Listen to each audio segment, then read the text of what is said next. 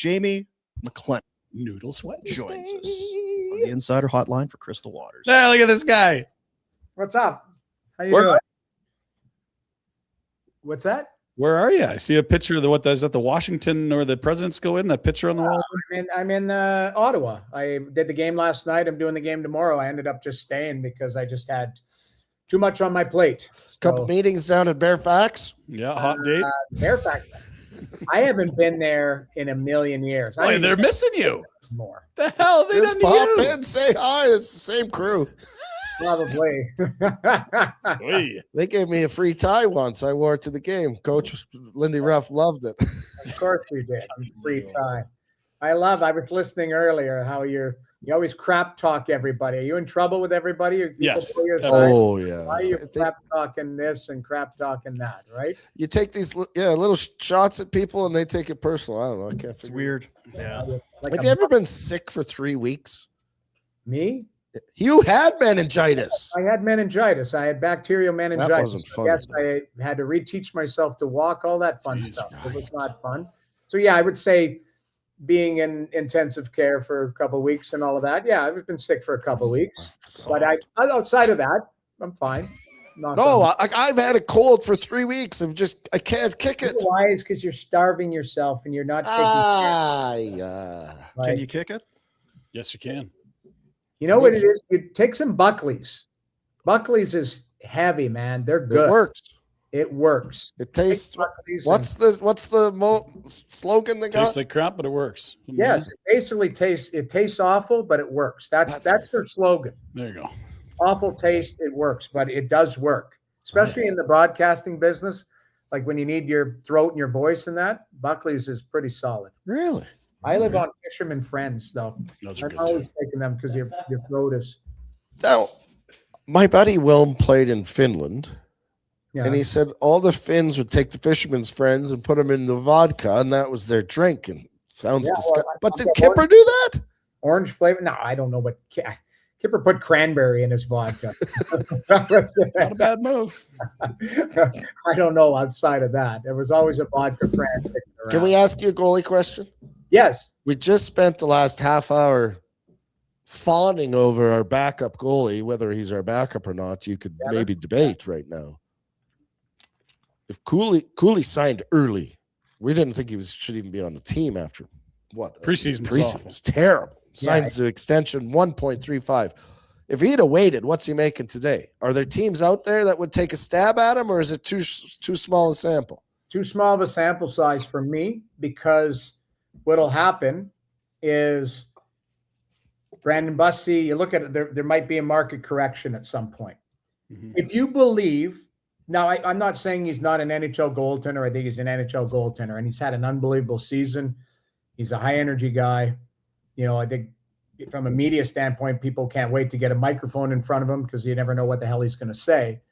But I look at it, is there going to be a market correction on him? Because everything that he's done this year has been kind of perfect. He's had a great season. You look at statistically. But if somebody goes, hey, we're going to give you $4.5 million a year on a 4-year deal, and they ask him to play 50 games or 47 or whatever, that's where I get concerned about it. I'd like to see more. Can he do it again? Can he follow it up with another season? Keep in mind, I'm saying this Dustin Wolf's the better goaltender. Dustin Wolf's the star goaltender. Well, he better start playing like it then. Yeah, but the team's not very good. Like, that's the other thing. The team is not. That's not an all-star team playing in front of them. They are trying to get to. They're not going to catch Vancouver, but they can catch. They could be second, correct? Yeah, Chicago's right behind them, and right. They keep picking up points. Cooley stealing them. Understand the situation of where you are, but that doesn't say that he's not a very good goaltender on a very good contract, which is exactly.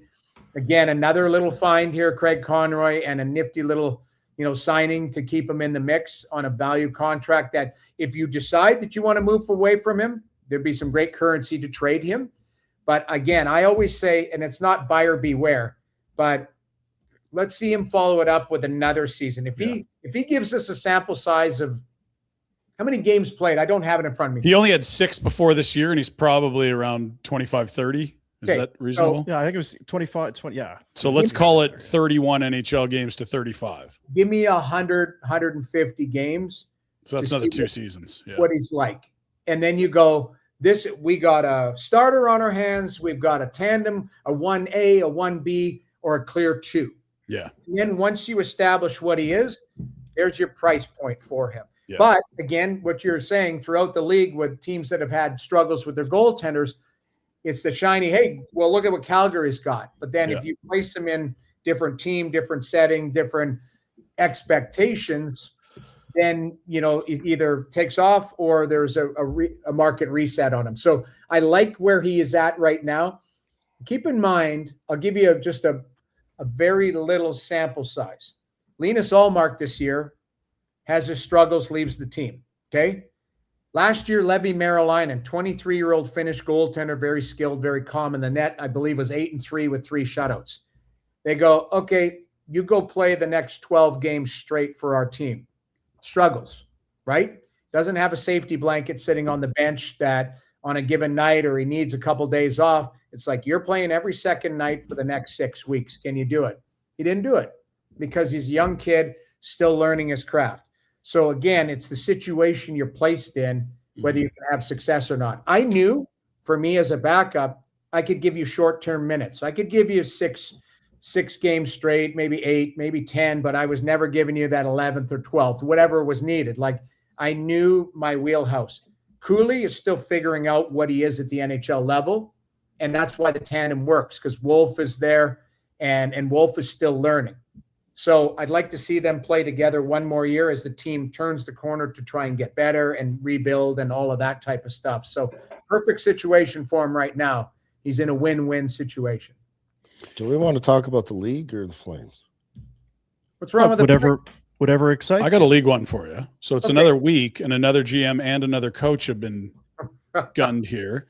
Tom Fitzgerald in Jersey. Why hasn't it worked there? Is this about Nashville, or is this about this team not getting over the hump with what looks like a good roster? And then obviously a thought on a late arrival of DeBoer into the island with 4 games left, all at home, and they've got like a 3-day practice session before he gets behind the bench. Let me ask you that is this, and I think it's going to get to my answer. Did the Vegas Golden Knights do something to the league?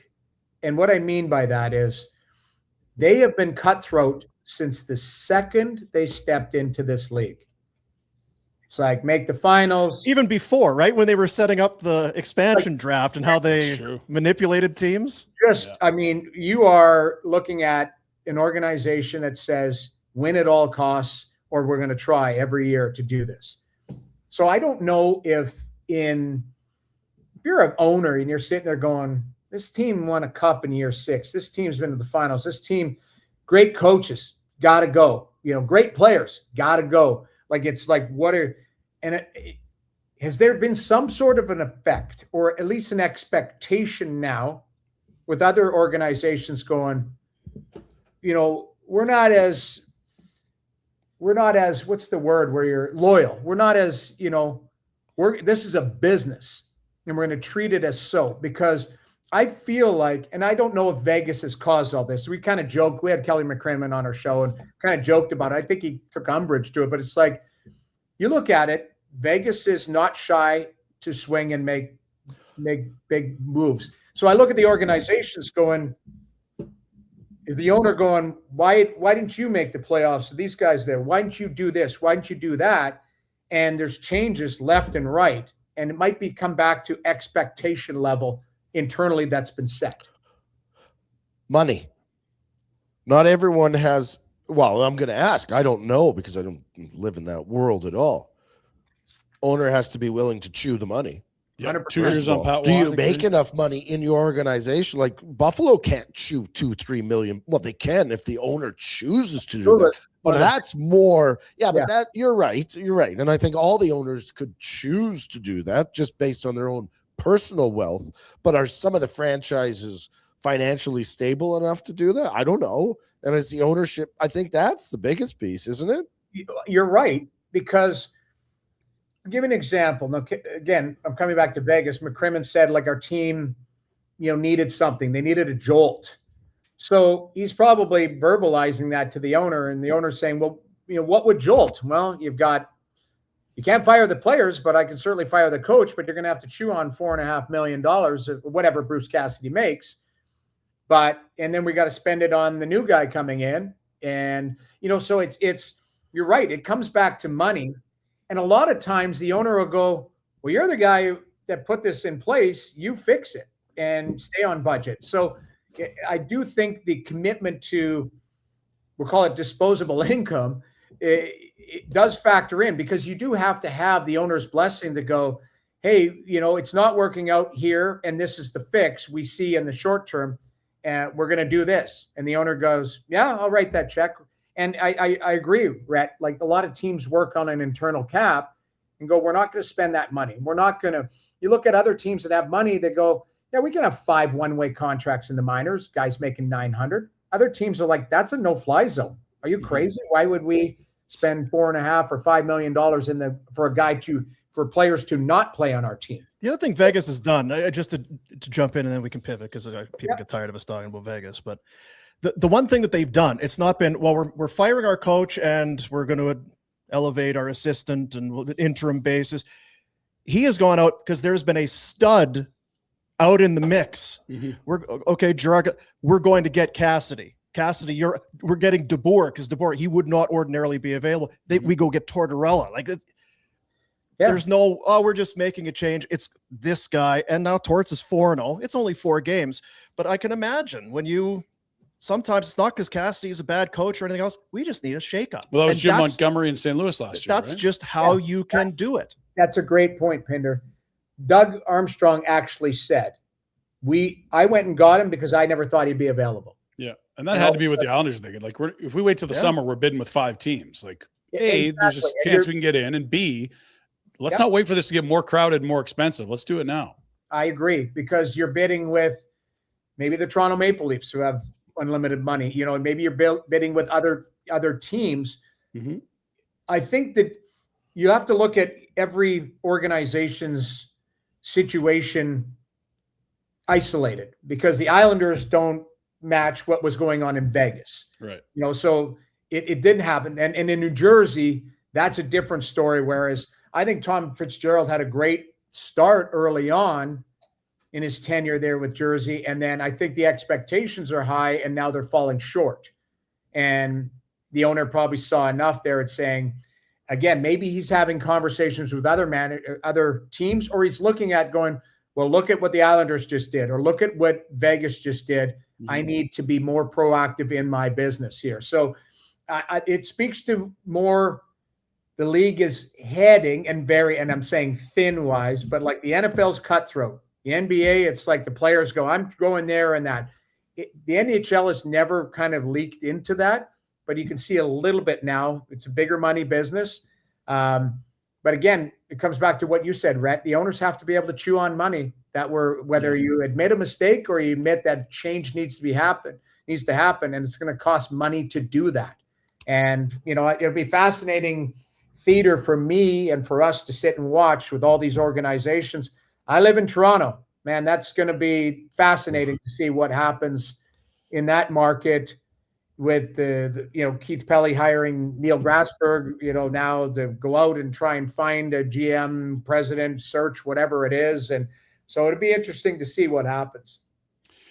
The other thing, like this, yes, Vegas has taken it to another level, but wasn't it like Robbie Ftorek in the Devils? There was like 10 games left and they went on to like the cup final or win. Like, it isn't unprecedented, but it is a reminder that the stakes are so high in the playoffs. Like, you budget on a regular season and everything you make in the playoffs is gravy for the owner. And they're like, shit, if we can swing the percentages a couple points our way, we have to do that for the chance of making tens of millions of dollars. And and it was Lou Lamoriello that made that move. Yeah. He was not worried about getting fired. True. Yeah. And I don't know if Kelly McCrimmon, like, he probably feels like I can, not a lot of GMs are going to have, sorry, James, I'm just going to say, like Matthew Darsh, maybe pretty ballsy. Yep. No. And the other thing you throw in, the league is wide open. Like, Florida's not in the mix now. There's going to be a new Stanley Cup champion. So you're looking at it, if you're the Islanders going, okay, coach is available. Maybe we need a little bit of a jolt here. The players have all come out and said that they're disappointed. Vegas is looking at the Pacific and going, if we can get a save, maybe we can come out of the Pacific. That gives us 2 rounds. And it goes hand in hand. New coach. Well, guess what? Carter Hart's back. And Carter Hart's their best goaltender. And, he looked good against Edmonton the other day.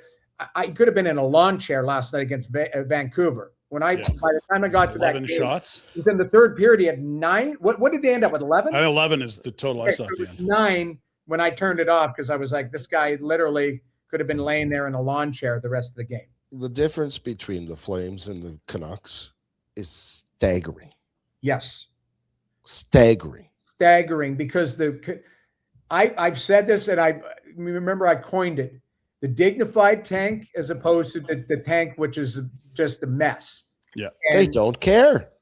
Calgary's team does not cheat you for effort. They make every team that they play against earn that win that night. Mm-hmm.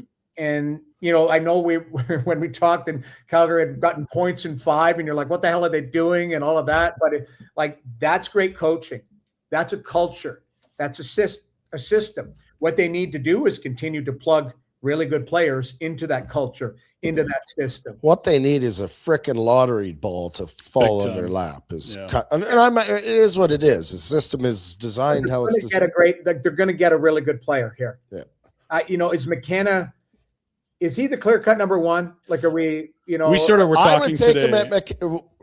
There's there's 2 guys that I think no matter who you ask, they're going to be above the rest, and that's Stenberg and McKenna. I do think McKenna's a 1, but it certainly wouldn't be a consensus. But what he's done coming out of the World Juniors and that incident off ice, he set the NCAA on fire. Yeah. I'm taking McKenna, but I still think if the Flames got him, awesome. I still think he's another piece away from. Oh yeah. I in this draft, I think there's going to be some great players, but they're not generational, right? But the difference is there's still building blocks. Mm-hmm. I told you guys that prospects game. I saw that Carson Carles play. Mm-hmm. I thought he was awesome. He's awesome. I talked to Jimmy Playfair about him. Unbelievable. 73 points in 58 games as a D-man with Prince George, elite stuff. Who he reminded me of was Zach Werenski, the way he skated. Wow. And, again, which was unbelievable. But the guy had 4 assists in a prospects game, and he controlled the play the whole night. And I was like, because I Junior and me, I'm too busy to watch Junior, and I just happened to be live to watch it. So I asked a few scout buddies that I were there that night that I played with, and I said, that guy's good. And he said top 5 pick, may slide to 5, but could get as high as 2 or 3, depending on who likes him, who values him. Mm-hmm. But I remember thinking they're going to get a hell of a player right at that pick. So Calgary is going to get a hell of a player, and it's another building block to what Connie's doing. He's going to have picks and prospects to maybe grab other team. Other team might be, there might be a Dylan Cousins deal there for them, 20, something like that, right? To help accelerate, the process along. They've got the goaltending tandem for the next year or 2, if they believe that that's the, they got the coach. I think Calgary is poised to do some good things in the next couple of years. And Connie's, the staff's done a great job. I've been thoroughly impressed. And I know it hasn't been an easy road for them. We talked about it, after the Donnie Maloney press conference. That's the TSN turning point for me, or whatever turning point. Well, we could also apologize to Don, because we are now, I don't like how it was delivered. I'm not. Right. But we're praising them for their culture and work ethic. It's one thing to say culture. What he was trying to, I think, get across. He said it all. He muddied the waters. But you're right. We were still right, because our point was you can still make the moves you need to make and maintain culture. We can both be right. And I think we were more right. I'm with you. Well, in the end, Donnie was more right, because he just didn't articulate exactly what they were trying to do. And lost in all of this, I think their message was, you can't. I don't want Vancouver. No, but they executed exactly what they needed to do this year. Yes. And now you got to finish it off by getting up either the 1 or 2 or whatever. But they didn't have to say that back in, when was that? November. Whatever. They were in Buffalo. Yeah. Yeah. Going, if you had a crystal ball, they've executed exactly what they've planned to do all along. They just didn't tell us. They just said, just did the opposite of what they said in front of the camera. And now that I think of in my own brain, it's all over the map. Two other, I don't know where we want to go, because we could talk about, you get rid of Uyghur, you get rid of Anderson. They're pieces that were integral to this team. Yeah. And are not missed at all. White Cloud Mata. Like, I don't know if that's Conroy doing an amazing job picking up pieces that nobody saw as to be capable of doing what they're doing, or if it's a indication that you can fall in love with guys and you don't need to. Do you know what I mean? Like, sometimes you get ingrained in the team and we're part of it. We can't live without. Can't survive without. Yeah. So that seems just fine. It comes back to culture, coaching, systematic play. So I've witnessed it a lot here in Ottawa because, Travis Green has had defensemen that never played, called up.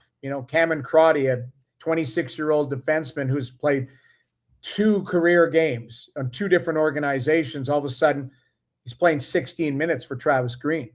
It's the culture you build, but it's also the systematic play and how he calls it plug and play. So you're right. You take Erasmus Anderson out, really good player. Kenzie Uyghur, you take them out, really good players. And you bring in, Ole Mata and say, this is how we play, Ole. You can skate. This is how we move the puck. This is how we support. Yes, we've got good goaltending. So it speaks to, yes, you can live without those players, but to get to the next level consistently, you're going to need to upgrade in those positions. And that's going to happen through draft, developing, through trades, trading prospects, all of that type of stuff. So you're right, Rhett. You can, there is life without these players. But it speaks to the culture and the systematic. I come back to the coach. The coach has done an unbelievable job. He has. Working with what he has. And to me, it speaks to like, this guy wants to win every night, and it doesn't matter who Connie puts in front of him. He demands a standard. And the standard is hard work, systematic play. We might not win that night, but we're not handing free points away here. I mean, they've had the one stinker. Where was that? Colorado? Colorado was whatever. It's an like that's the thing. They keep teams honest. If you're getting 2 points tonight, there's a good chance you're going to outskill us. Our goalie's going to keep us in it, but you're going to have to work a bit. Yeah, they've done a great job. How good is Ottawa?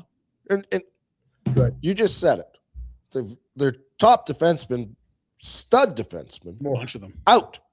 Goaltending, horse bleep for a large portion of the season, and they're paced like 100 points. Sanderson back, which is big. huge. But are they a cup too, contender that is almost? It's almost like, can they squeak in, or are they now making a statement to the rest of that conference, going, "Look the F out, because here we come."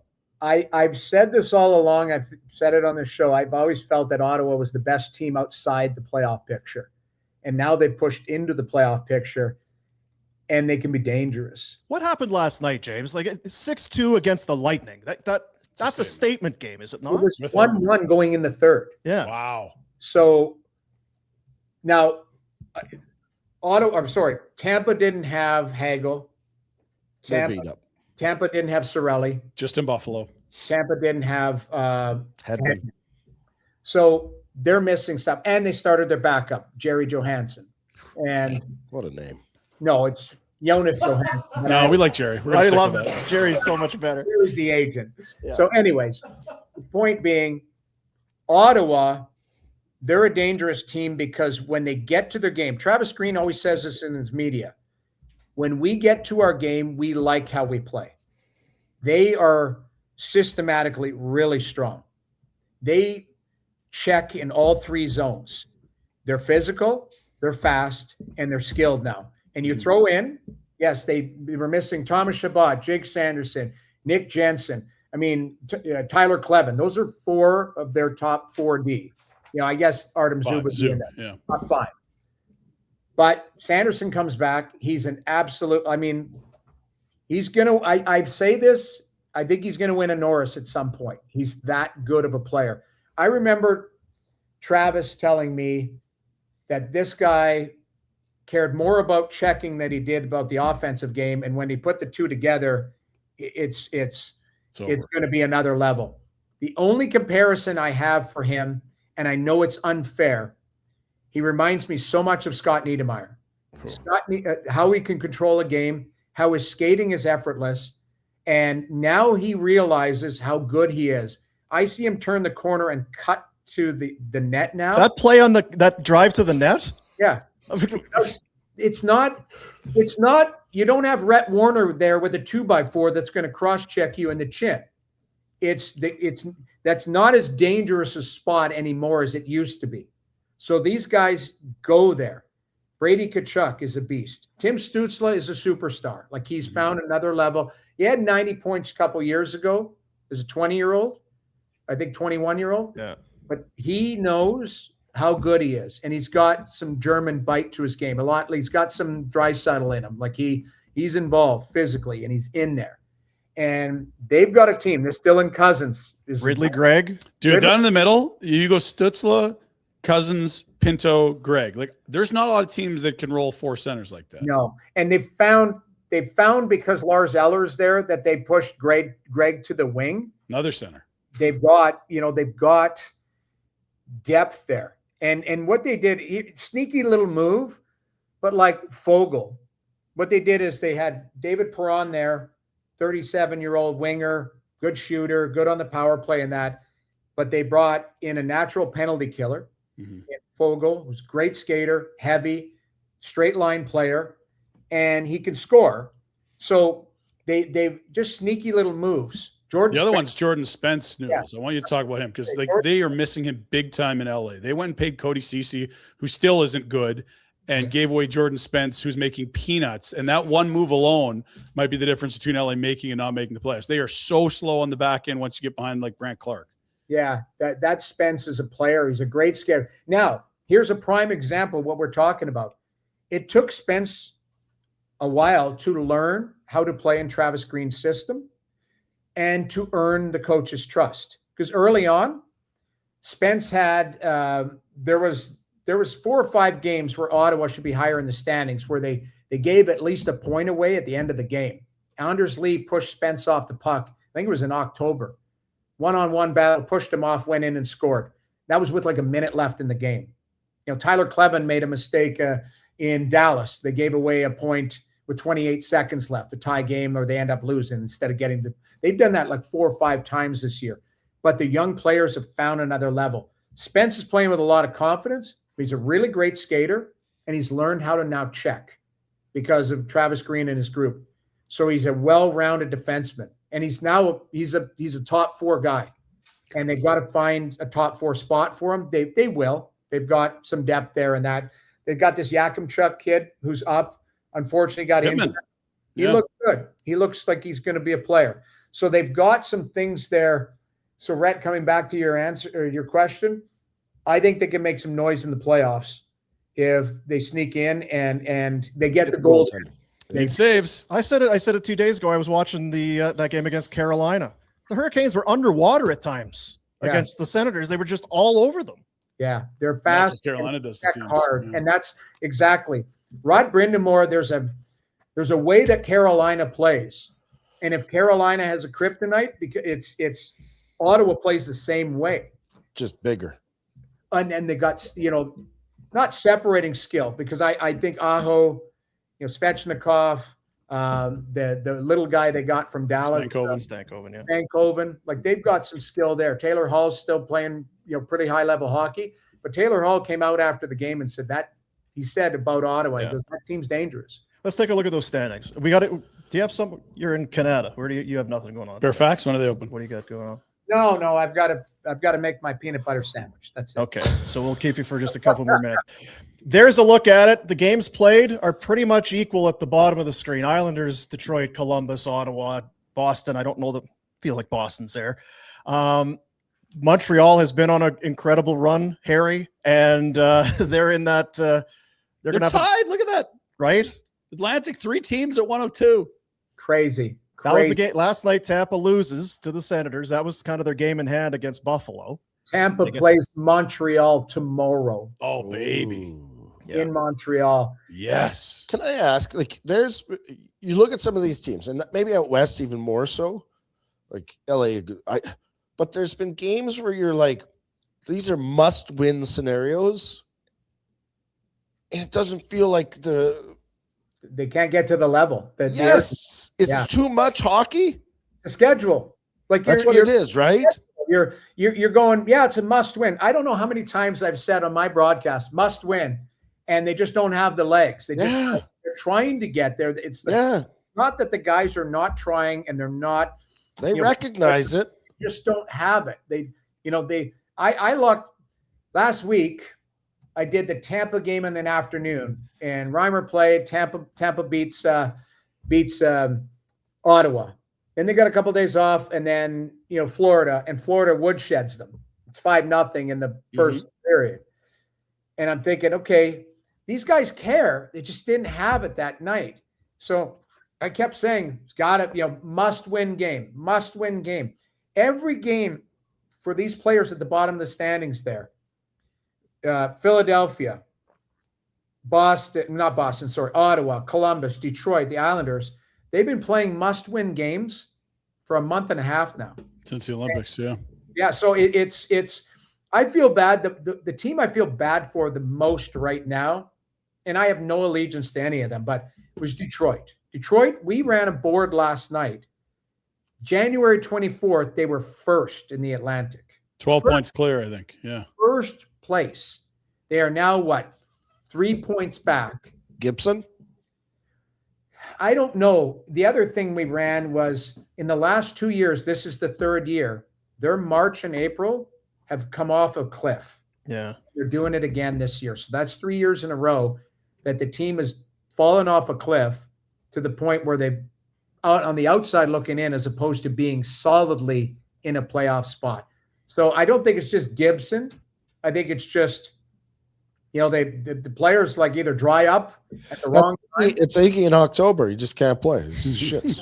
Hey, hold on. Iggy, the year he got 50, he went to the Olympic camp in August and hit the ground running. So that's what it was. Finally, he was doing something in the summer. Usually he just takes it off and floats around on his I bike. trained with Iggy in the summer. The guy's an animal. You know that. Yeah, Rhett was the hard work in the summer. See, this is the stuff I get in trouble for. Yeah, I know. Yeah, don't say that. Don't say that about our good friend, our dear friend Jerome. So what happens is that'll be a caption, and somebody will say, "Rhett says this." Aginla, lazy, Warner on barn burner.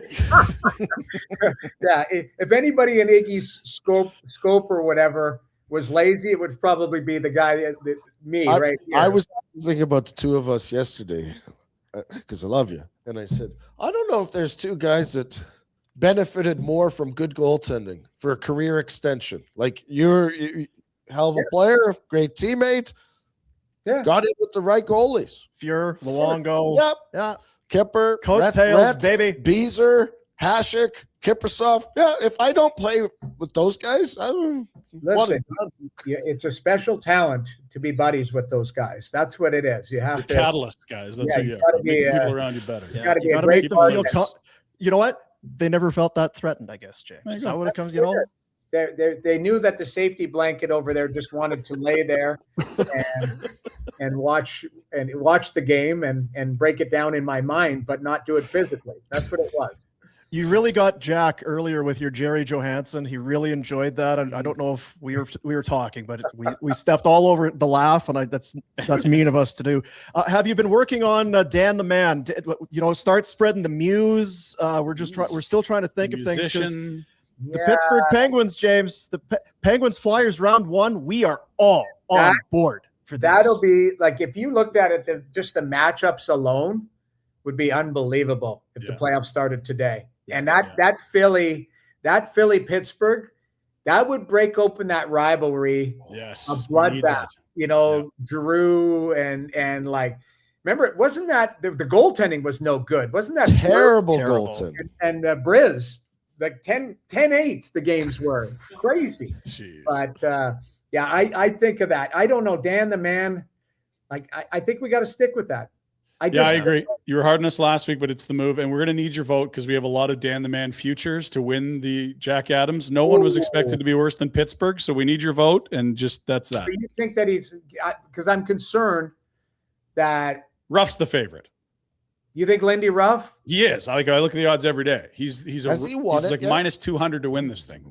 But what But Pittsburgh is supposed to be worse than Buffalo. Would Rick Tocchet not get love? Would Travis Green not get love? It's Cooper, Bednar, Ruff, and Dan the Man. So I'm glad that Cooper and Bednar are at the top because sometimes we overthink this. Always. It's always a team that overachieved that wasn't supposed to be good. It's almost never a President's Trophy winning. I vote, and I am going to dive in and look throughout the whole league.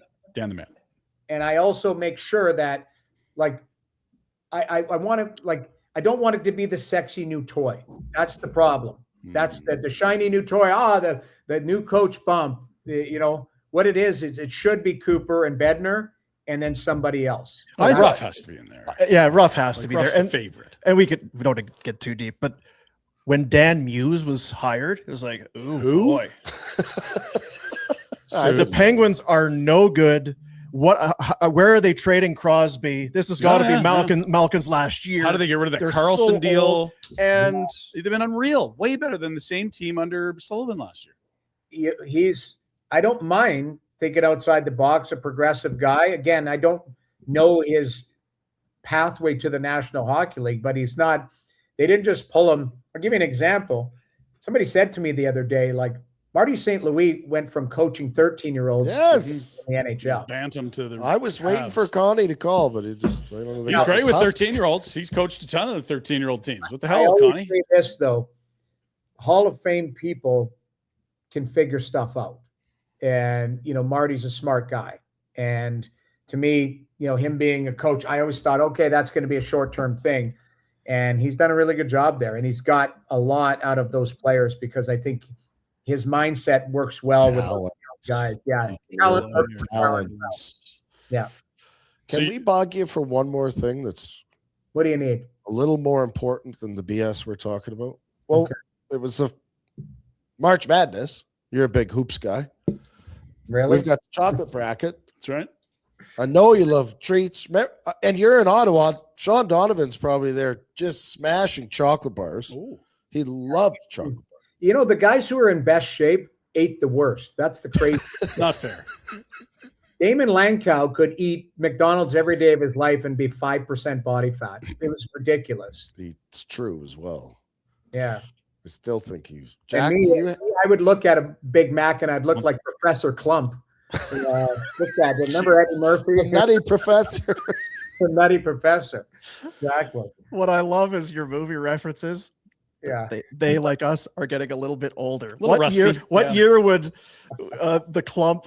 What year is that movie? I don't know. It's that feels like that's a new movie for us. Well, that came a couple of years ago. It's probably about 30 years ago. I tried to get the kids to watch The Mask, Jim Carrey. Oh, yeah, What is this garbage?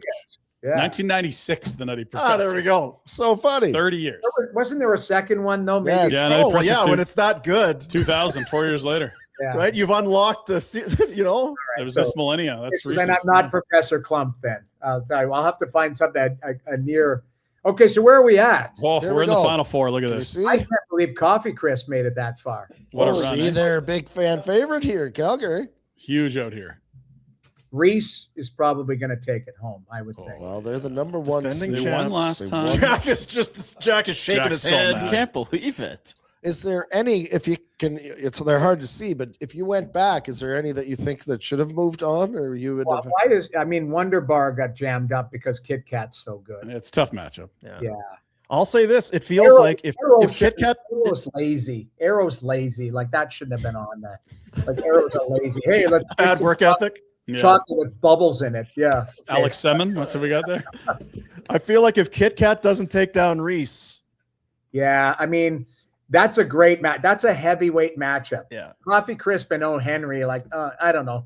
O. Henry always, to me, I felt that Crunchy should get a little bit of love because O. Henry always looks like a dump. If you take it right out of if you take it right out of the wrapper and you put it on the counter, it looks like somebody took a dump on the calendar.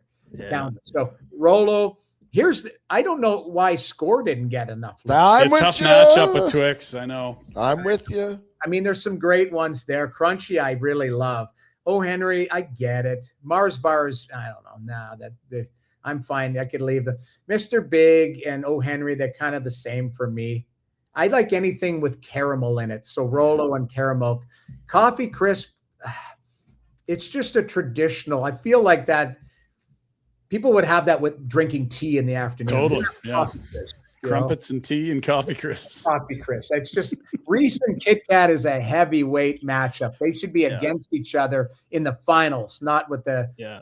It's like Dallas and Colorado. Stink of Bettman with his goddamn playoff format right now. The Pacific Division is Coffee Crisp and O. Henry. The pillow fight. That's right. A couple good teams, but Reese and Kit Kat's the central. That's the central right there. But he likes Reese because he's going to make himself a peanut butter and jelly sandwich. Yeah, PB. No jelly, just peanut butter. Oh, sorry. Butter. Oh, even more. And you know what? It's you went that way. I have one last thing. We're really keeping you here today. I saw you having a sip there of your soda. I need Jamie McLennan's top 5 sodas. Oh. We know that you like the Cove and that Loves sort of the thing, Cove. but if you're going to a convenience store and you're on a road trip or whatever, and you're grabbing a pop, what are the top 5 pops for Noodles? So Diet Coke came out with an orange cream, and it was like a it's a novelty thing. I loved it. Diet Coke orange cream? It kind of like About? it. I bought a few cases of it and then went away, and I was so mad because. But I do love Cove. I love Zevia. Those are the two that I really enjoy. But a Dr. Pepper, I'll take a Diet Dr. Pepper, and You then good, Doc? you know what, Sunkiss too, like a Diet. Oh, wow. Yeah. So but not Orange Crush. Are you label specific? Orange Crush, like I don't drink a lot of just mainstream pop, like because the calories in it. So I like a diet pop. It's probably terrible for me. They have zero sugar Crush now. Oh, I haven't seen that. It might not have made it out my direction. Made it in our house. I It saw would the other be, it day. would be on my top 5. But yeah, and I good go stuff. back to an old school one that I used to drink a lot of, and then I'll still enjoy it if I am at a buddy's house with a vodka. Is Fresca. Fresca's an underrated drink. I always loved a Fresca. Vodka Fresca was Kind of I enjoyed that. a grapefruit kind of deal that's not bitter. It's kind of nice. Citrusy. You remind me of my buddy Scotty Mallow in Red Deer. He was a fan. He would buy the strawberry flavored milk. Oh, It's like, this is so gross. Where you like your orange? I'm not big orange. You like the orange foam Diet Coke. You like the Sunkist. You like? I'm a pretty plain. Like I say, I have my celebration mix. I like peanuts. And you know what I've found recently? These are unbelievable. They are unbelievable. I watched unbelievable. some of those the other day. They are unbelievable. So many free plugs. Love those. It's So possible that they're a Calgary company. It's a Canadian for sure. really? Yeah, it's a Canadian deal. It says it right on the bag there, James. Oh yeah. Proudly Canadian. There Surprised we go. you don't have money in that. Yeah, I've not invested in them. I should. Yeah, that's You bullshit. should. You totally have half that company. Yeah. Very, All very. right. All right. We love you. ya. Thanks. Sorry for keeping you so Enjoy long, your but you got snacks. nothing to Sure, do. guys. That soon. Hey, all you dusters. Thanks for watching. Apparently, I'm supposed to tell you to hit like and subscribe. You sound like a real cheese ball. Jeez.